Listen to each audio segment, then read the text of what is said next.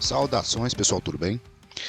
Hoje eu trouxe um texto diferente, mas ainda no nosso tema ufológico, que eu fiquei de trazer já tinha um tempinho e achei bastante oportuno fazer isso agora, que está chegando próximo ao evento do dia 12 de julho, que vai ocorrer aqui em Belo Horizonte, onde eu e Jackson, nós vamos dar uma palestra falando sobre alguns avistamentos e casos que ocorreram em Belo Horizonte.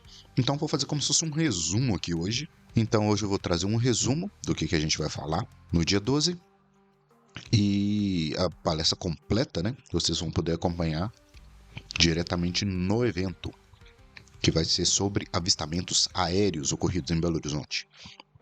Avistamentos esses, né, que são trazidos a partir de controladores de voo, pilotos, a equipe de bordo do avião. Então, quem fala sobre esses casos fez uma timelinezinha interessante e vai levar para o evento do dia 12 de julho, no centro de Belo Horizonte, no Hotel Royal. Então, mais informações tem no Instagram do Projeto Contato Podcast, da BHQ e da editora Távola também, beleza? Então, bora lá.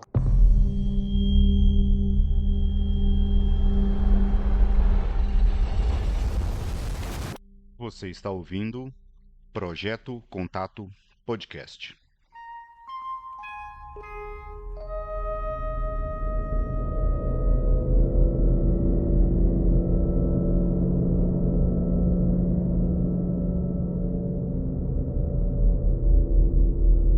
Então, a gente vai começar pelo ano de 1977, no meio daquela onda ufológica famosíssima que a gente já falou várias vezes aqui, e no fenômeno também. É onda essa onde ocorreu a Operação Prato, o fenômeno conhecido, né, como chupa-chupa ali nos anos 77 e 78 no norte do Brasil. Vários relatos aconteceram ao longo do Brasil também, então não foi um foco isolado, né, como muitas pessoas imaginam. Vários avistamentos ocorreram ao longo do Brasil e um deles é esse que eu trouxe para vocês aqui. Esse, inclusive, ele aconteceu antes da Operação Prato, foi na noite de 21 de maio de 77, onde diversas aeronaves comerciais avistaram OVNIs sobrevoando os estados de São Paulo, Minas, Espírito Santo, Goiás e Bahia. Esses OVNIs foram captados pelos radares do Sindacta, em Brasília, e toda a movimentação foi gravada em áudio e também registrada nas telas de radar dos próprios Sindacta. Eu não vou falar dos casos que aconteceram ao longo do Brasil, vou falar focado em Belo Horizonte, só para reduzir um pouco o spoiler, beleza? Especificamente em BH, a aeronave envolvida no incidente foi um Boeing 727, prefixo TYU, Tango Yankee Uniform, que havia decolado do aeroporto de Galeão, no Rio de Janeiro, com destino a Brasília. Ao sobrevoar a região próxima a Belo Horizonte, os pilotos avistaram uma luz na posição correspondente a 4 horas da aeronave, ou seja, à direita e ligeiramente atrás do avião. Seguindo os protocolos de segurança aérea, os pilotos entraram em contato com o centro de Brasília para verificar a presença de tráfego na área, né? Os controladores responderam que não havia tráfego nenhum identificado nas imediações da aeronave. Com base no alerta, os controladores intensificaram a varredura por radar na região de Belo Horizonte e pouco tempo depois, 2 alvos não identificados, né, não tinham registro de aviões, foram detectados, confirmando o relato visual dos pilotos.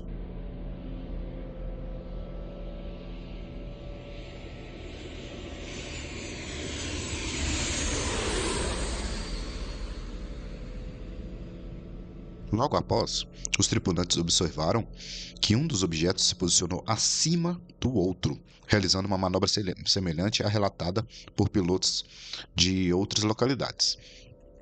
Desta vez, o objeto superior apresentava coloração branca, enquanto o inferior era avermelhado. Então, os pontos, né, de luz dos OVNIs que os pilotos estavam observando, eles se sobrepunham em alguns momentos. Então, a gente tendo como referência, né, na bibliografia, vamos supor, uma nave mãe, uma nave menor, né, ela pode ter acoplado novamente ali, ou um objeto entrado dentro do outro, literalmente. E em seguida, um terceiro objeto, né, então tinha um maior branco, um menor avermelhado, e um terceiro objeto apareceu nos radares, só que agora à esquerda e um pouco atrás da aeronave. Ou seja, tinha objetos à frente, acima da aeronave e um objeto atrás da aeronave. Os três objetos pareciam acompanhar o Boeing 727 em formação de voo em ala em formato V. Então eles se posicionaram ali e depois começaram a ficar como se fosse em Flying V, né? Que eles falam. Então fica uma mais à frente e a outra em cada ponta fazendo um V invertido. Sugerindo, né, que essa ação era uma ação inteligente e coordenada. Em determinado momento, o Centro Brasília informou aos pilotos que múltiplos sinais não identificados surgiram simultaneamente no radar, dificultando até mesmo a localização da aeronave principal. Um dos controladores classificou esses retornos como falsos ecos, possivelmente gerados por interferência desconhecida. Instantes depois, um dos objetos à direita aproximou-se do Boeing, emitindo uma intensa luminosidade. O fenômeno foi confirmado por outra aeronave, o voo 875 da Varig, que fazia a rota Manaus-Brasília. Pilotos de ambas as aeronaves continuaram a observar as luzes misteriosas até poucos minutos antes do pouso na capital federal. Então, o centro-oeste do Brasil, né, gente, estava infestado de OVNIs nesse ano, de 77, e é um relato surreal, né? Um relato que eu particularmente não conhecia, e me lembrou um caso, né, fazendo um adendo aqui, me lembrou um caso do Arquivo X, onde uma pessoa foi abduzida num avião durante o voo. É um episódio muito legal. Eu não lembro qual episódio, qual temporada é, mas visualmente ele é bem impactante.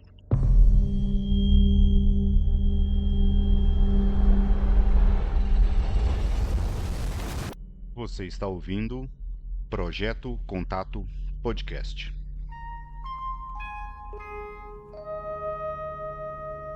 Então a gente pula aqui para o ano de 95, onde por volta das 7h30 da noite, o piloto de uma aeronave,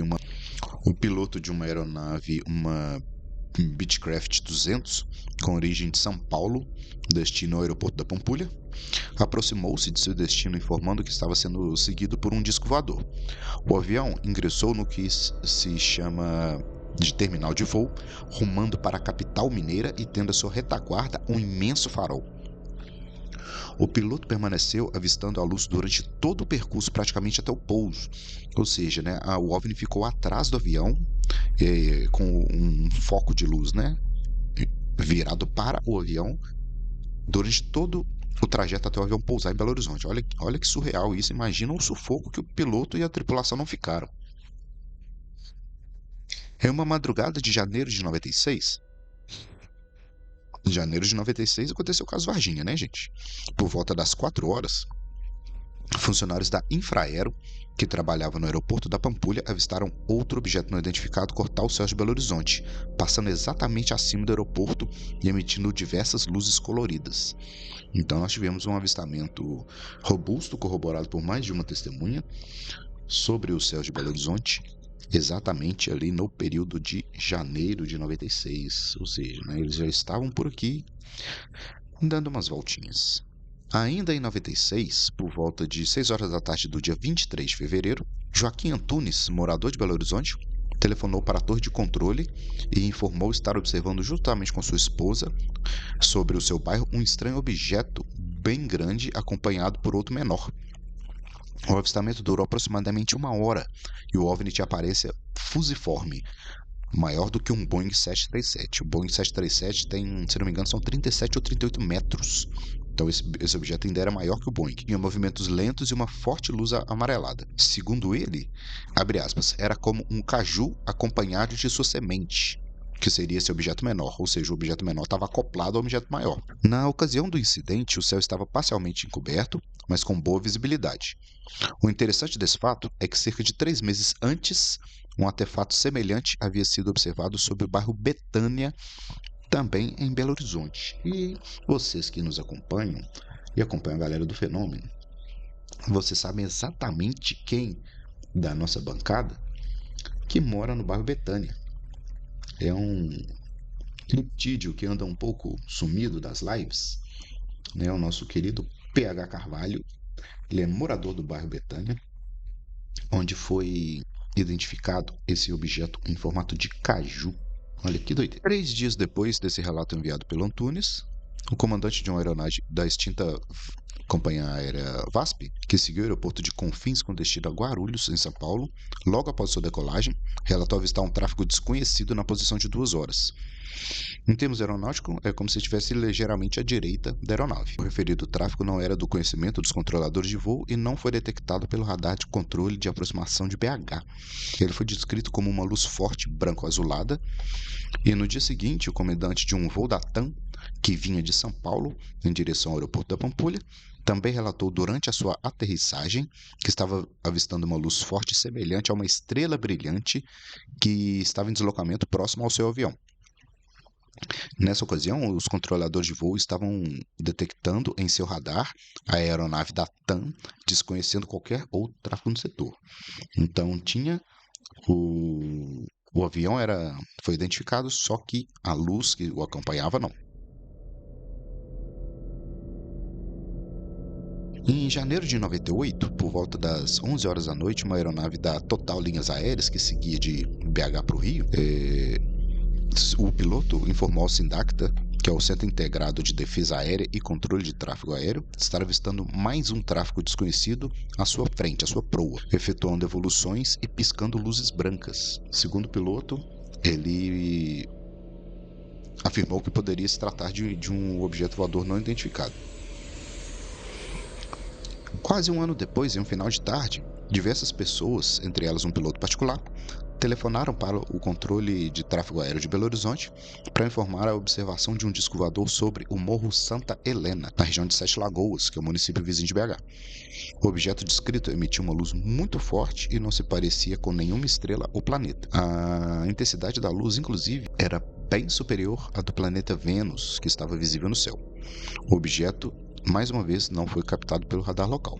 Então, gente, nós temos vários casos que aconteceram em BH, na região de BH, e esses foram os casos onde pilotos, né, controladores de voo, funcionários ali das torres de controle, né, vieram falar sobre o caso. Tem mais alguns casos que eu não vou falar aqui, que eu vou guardar lá para o dia da palestra, inclusive casos mais recentes, né. Então, fica aí a dica para vocês, trouxe só um gostinho mesmo do que seriam esses casos. Espero vocês lá no dia 12, na palestra que vai ter no centro de BH, e sigam as redes sociais aí para não ficar por fora do que está acontecendo, tá? E eu vou deixar também o link aqui embaixo, tanto do Fenômeno quanto das redes sociais do Projeto Contato, nos acompanharem lá. E todas as quartas-feiras estamos em live, às 8 horas da noite, falando sobre as notícias e novidades da ufologia, beleza? Então, fiquem bem, fiquem ligados aí. E vou deixar aqui o convite também para vocês, quem quiser fazer parte do grupo dos apoiadores do Projeto Contato Podcast, o link vai estar na descrição, beleza? Então, as camisas mais baratas da Ufosfera, canecas personalizadas, vários brindes, vários links legais lá, todos vão ficar aqui embaixo, beleza? A gente se vê em breve. Valeu!